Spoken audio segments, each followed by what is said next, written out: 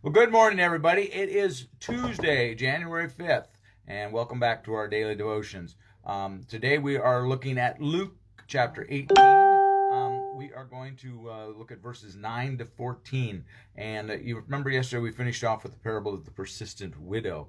Well, we're continuing on in the line of parables, and these parables that kind of contrast one against the other is what Jesus is doing here. And today we have the parable of the Pharisee and the tax collector. And this is really one of those stories or parables that get all of us from time to time. I don't think any of us can really avoid having a gotcha moment from this one during our lives. We all fall short of the glory of God, but we all fall victim to this one. I preached a sermon over this, and I related this as it's a trap, using a Star Wars reference that I won't repeat here, but I already did. This is one that we all kind of are at some point, if we're honest with ourselves, and that's the problem with things. We aren't often honest with ourselves, are we? If we're honest with ourselves, we're always going to say, oh, I just got caught by that parable of the Pharisee and tax collector. It's going to happen someday, sometime. So, with that, let's look at this. And I apologize, Clint and Clyde are talking in the next office, so hopefully that's not disrupting you. Not verses 9 to 14 in chapter 18 of Luke's Gospel. He also told this parable to some who trusted in themselves that they were righteous and regarded others with contempt. Two men went up to the temple to pray, one a Pharisee and the other a tax collector. The Pharisee, standing by himself, was praying thus: God, I thank you that I am not like other people, thieves, rogues, adulterers, or even like this tax collector. I fast twice a week. I give a tenth of all my income.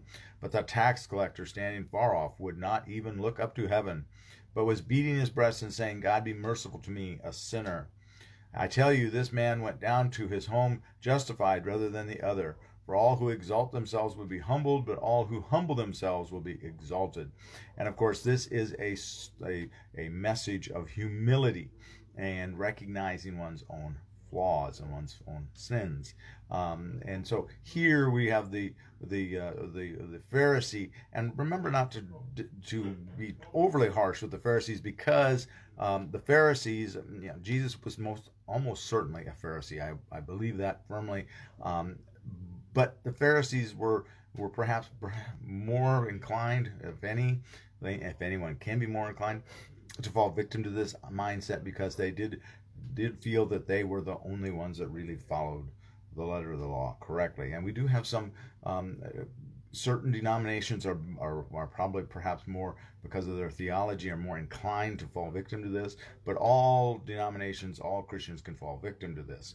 That doesn't mean that we don't look and say, I think you're not doing this quite correctly, but it means that we don't look at someone and say, you're just doing it totally wrong and I'm doing everything completely right. We have to understand that we too have shortcomings and we too have flaws, and that we too need to be like this tax collector, standing far off because we don't deserve to come near to God, and beating our breasts and wailing and asking for grace.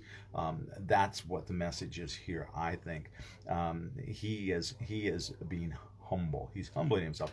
He's admitting his sins rather than trying to, where I mentioned many times, today's society seems to really like to rationalize away sins.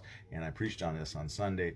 We don't really want to shine the light of God in and illuminate our lives with the light of Christ, because it shows those dark spots, those black spots that where we have the sin.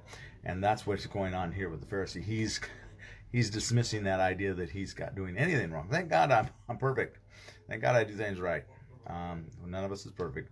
None of us does everything right. All of us has somewhere where we need to be contrite and humble and admit that we are falling short, and that we don't deserve the grace that we are given through Christ Jesus. That is the story of Christ. If we have that attitude, we really dismiss and we really diminish the significance of Christ, and that he came into this world to die for everyone's sin, because all fall short of the glory of God, folks. None of us is worthy. None of us is righteous without the grace of Christ Jesus. This Pharisee isn't righteous because of his doings. If he comes to Christ, he's righteous through Christ. So with that, I'm going to let you go for today. Have a very blessed day. And as I always say, please, please be a blessing to someone today. All right? God bless you and see you later.